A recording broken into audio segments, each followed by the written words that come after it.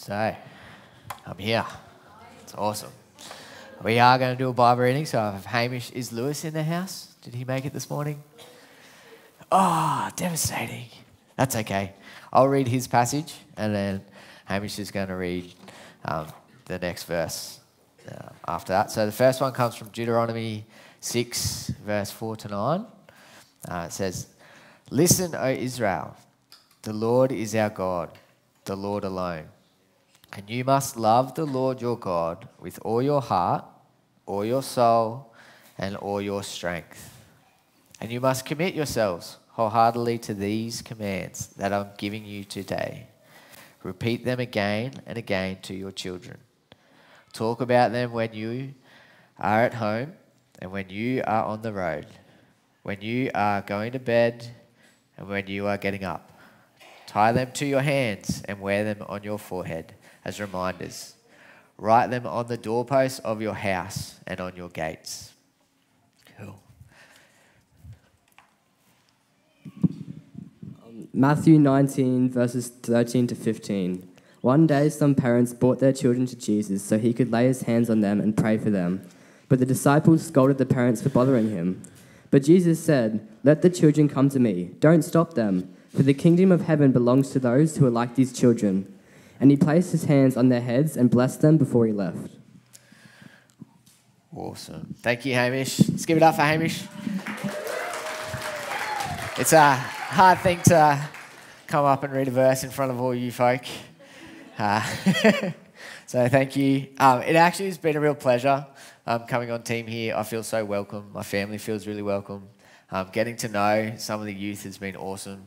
The camp we had was so much fun that we actually put a hole in the wall. Where we were staying, we just had so much energy. It was great.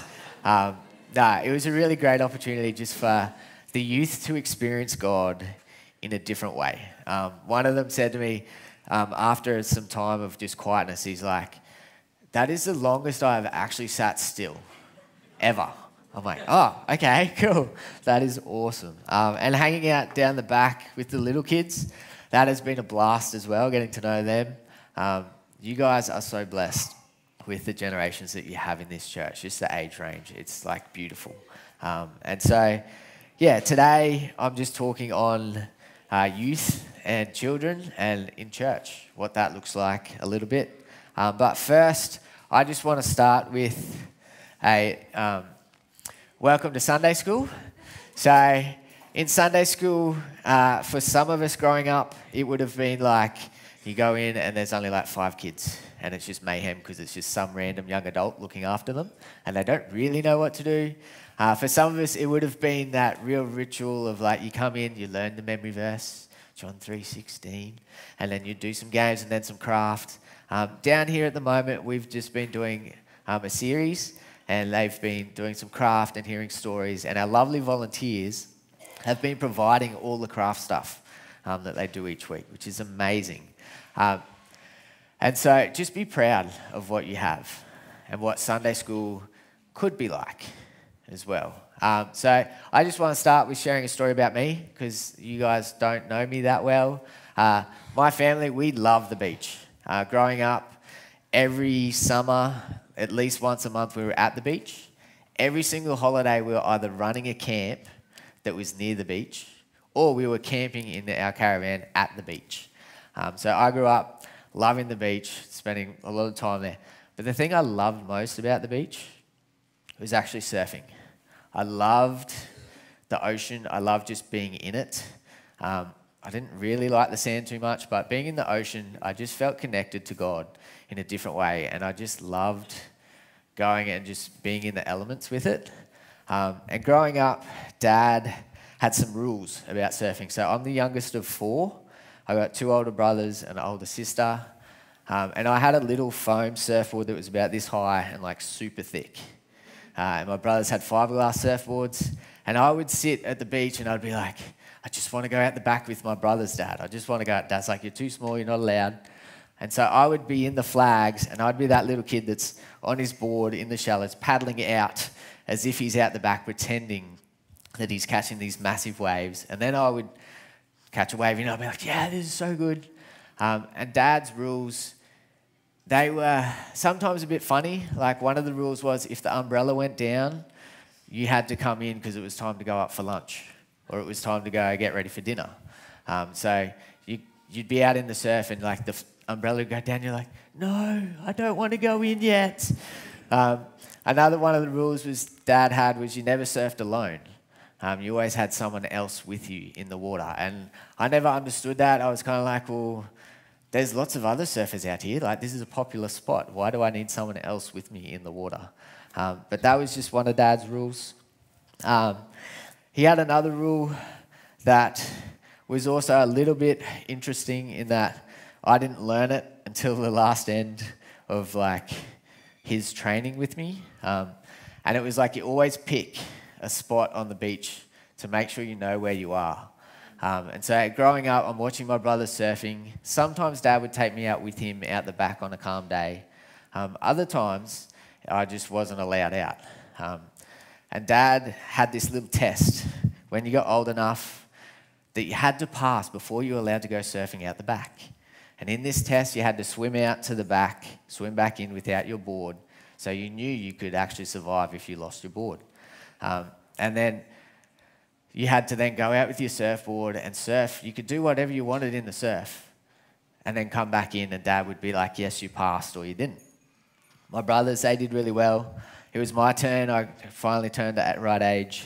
And I was like, all right, I got this. I swam out, swam back in, did really well, grabbed my board, went out. And I was out there what I thought was half an hour. It turned out to be probably like an hour. And I've probably only caught 2 waves. I was just loving the elements. And Dad's like on the beach waving hysterically at me. I'm like, what the? So I come in, I'm like, hey, Dad, like, did I pass? And he's like, no. What you didn't realize, son, is you just drifted 500 meters up the beach. I've been waving for the past half an hour because there's a massive rip going out to the ocean. And I was like, oh, okay. So do I get to try again tomorrow? I really love surfing. To this day, when I go surfing with my friends who learnt to surf as adults, they never learnt this rule about picking the 3 points. So I instinctively do it. I'll be surfing in where I think the best waves are breaking, and I'll watch my friends drift up and down the beach, and they don't get many waves. I get lots of waves. And I watch, and I'm like, these guys didn't learn my dad's rules. They didn't learn the ocean safety. And it just reminds me of how much my dad actually put into me over that time of ocean safety. So you might be thinking, okay, cool, Nick loves surfing, he's got some rules. Why is he telling us about this beach and how we learn to surf? Well, the reason is we are all actually just on a journey with God. We are all learning how to ride the waves of life and the waves of having a relationship with Jesus and what that looks like. Some of us have been blessed and have been brought up in a Christian home. My dad was a pastor when I was a little kid, then he was a chaplain, and so I've known the church world my whole life. So I understand it instinctively. But I have friends who they've only just become Christians and they don't understand the rhythms and the way we do things. And so some of us are just beginning the journey, but all of us can look back to a time where there was someone in our life that actually showed us what it meant to be a Christian and actually showed us some of the things that help us stay true and have the fullness and the freedom in God. So I just want to read one verse from Judges chapter 2, verse 10 to 13. It says, after that generation died, another generation grew up who did not acknowledge the Lord or remember the mighty things he had done for Israel. The Israelites did evil in the Lord's sight and served the image of Baal. So this is one generation after Israel has left Egypt. They have seen the miraculous works of God. They know the things they should be doing. But this generation has no idea who Jesus is and who God is. They don't follow the things. And as much as Israel is the chosen nation that God has blessed and said, these are my people, we've been brought into that. And how much more should we be concerned? How much sure should we be worried? Like, what is God actually saying to us here? So, some of the questions that I came up with is like, what is the warning for us as a church? What are we to do with the next generation? Is it solely up to the church to provide the spiritual guidance for them? And I'm hoping today that I can just give you some answers. I'm not trying to solve them all. But the truth is, the good news is Jesus didn't forget about the next generation. In fact, as we read in Matthew 19, and we'll read it again. Oh, sorry, I went too far. It says, one day, some parents brought their children to Jesus so he could lay his hands on them and pray for them. But the disciples scolded the parents for bothering him. But Jesus said, let the children come to me. Don't stop them, for the kingdom of heaven belongs to those who are like these children. And he placed his hands on their heads and blessed them before he left. So it happens again earlier in Matthew 18, 2-5, like the exact same story, where Jesus actually is saying, no, let the children come. They need to know who I am. They need to see what I'm about. And in both these verses, Jesus is actually asking us. It says there clearly, like, those who are like these children. Jesus is asking us to humble our own pride and believe in him like these children. And as a church, how can we answer that question of, like, how do we bring children up and youth in a way that they know Jesus like that they just have faith and experience in Jesus? So in order to think about this, I did some research. So here are some facts, some interesting things that will actually let you know how much possibility there is of the church to actually impact on a young person's life. So compared to 40 hours of potential influence a church has with a kid each year, so that's whether they're in youth or kids or creche, the average parent or guardian has over 3,000 hours of potential influence in the life of their children each year. That is a lot of influence that you have. Statistics also show that around 80% of people have decided on their belief or their faith system before they become an adult. So that means there's only like 20% that become Christians usually after when they become adults. People are deciding in those 40 hours, is this the faith that I want to follow? If it's just up to the church. If it's up to us partnering with the parents, we could get 3,040 hours.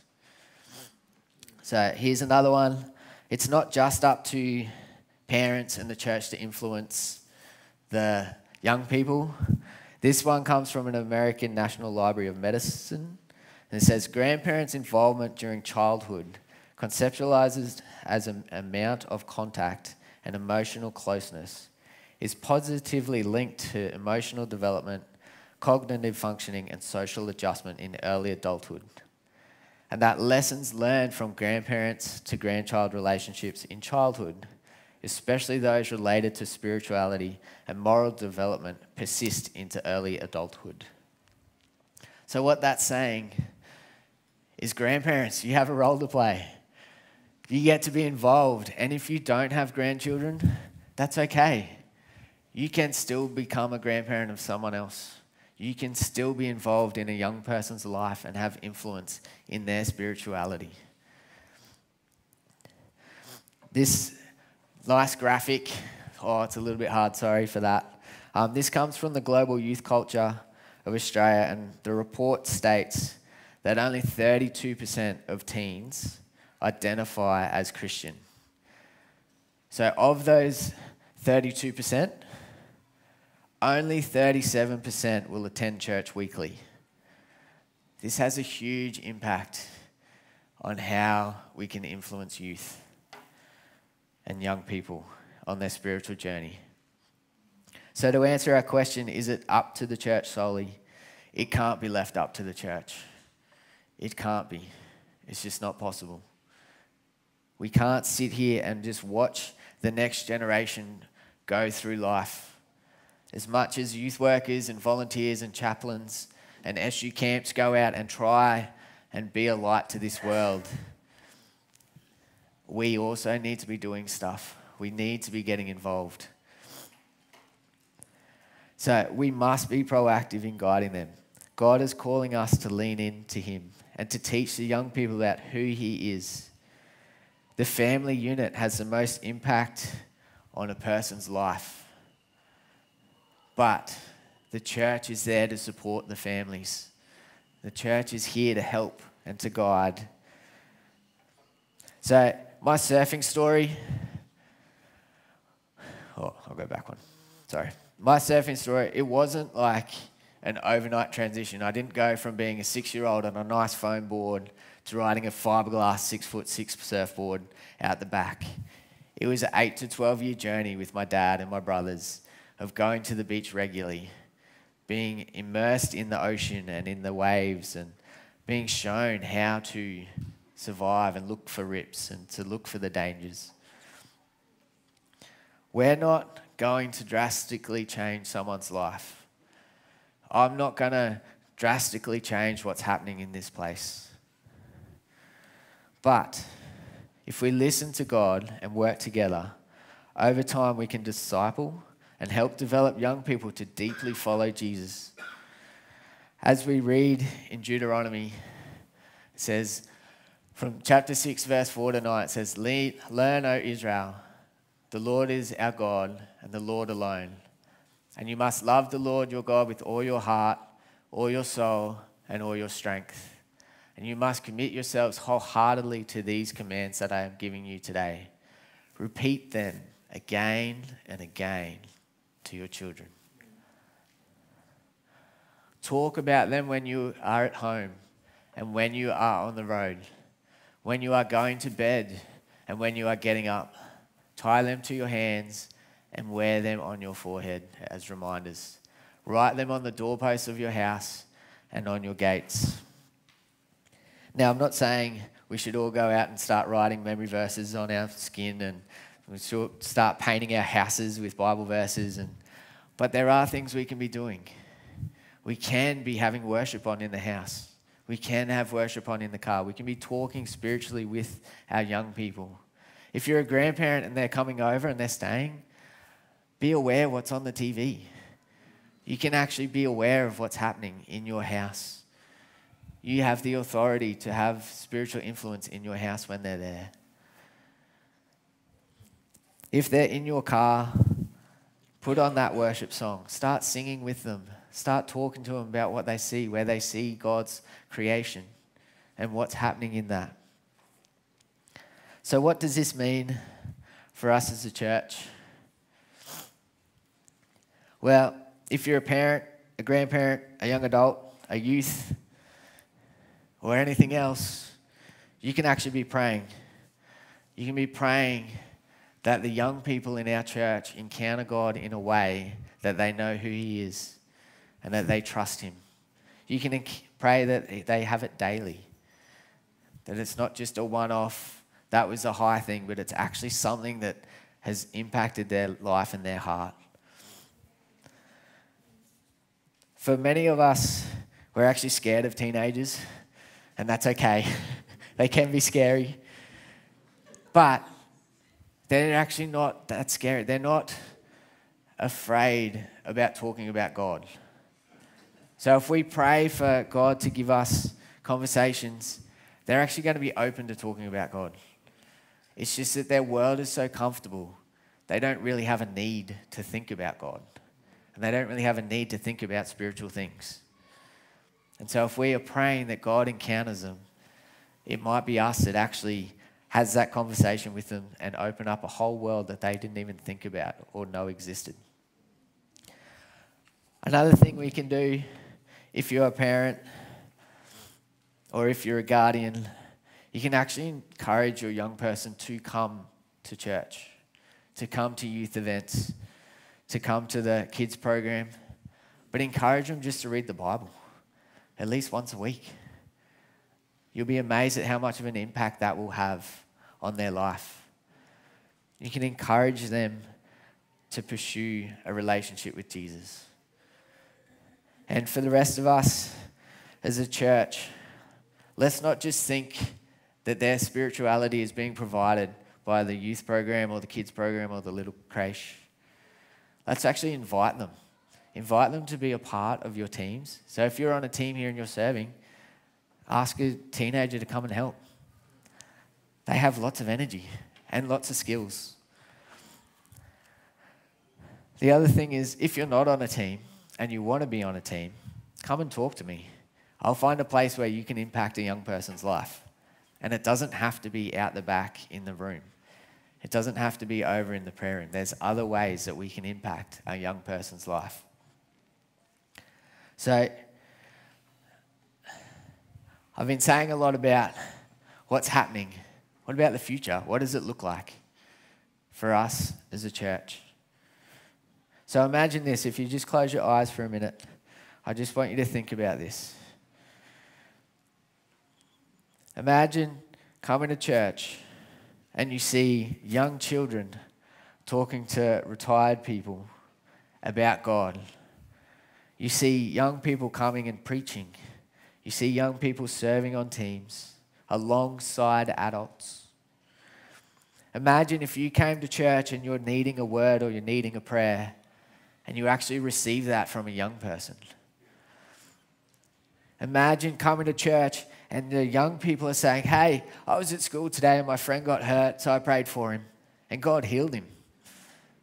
Imagine coming to church and the young people have brought their friends and they come and talk to you and all of a sudden the young person actually meets Jesus, actually gets to know Jesus in that spot. Imagine a church where the young people are so passionate about Jesus that we're actually learning and we're actually becoming like children again and going, wow, God, you are so good. You are so good. Imagine a church that is like that, where we actually come to church and we forget that God loves us. And we're reminded of how much we are children of God the Father, the Lord Most High, and how much He does care about us.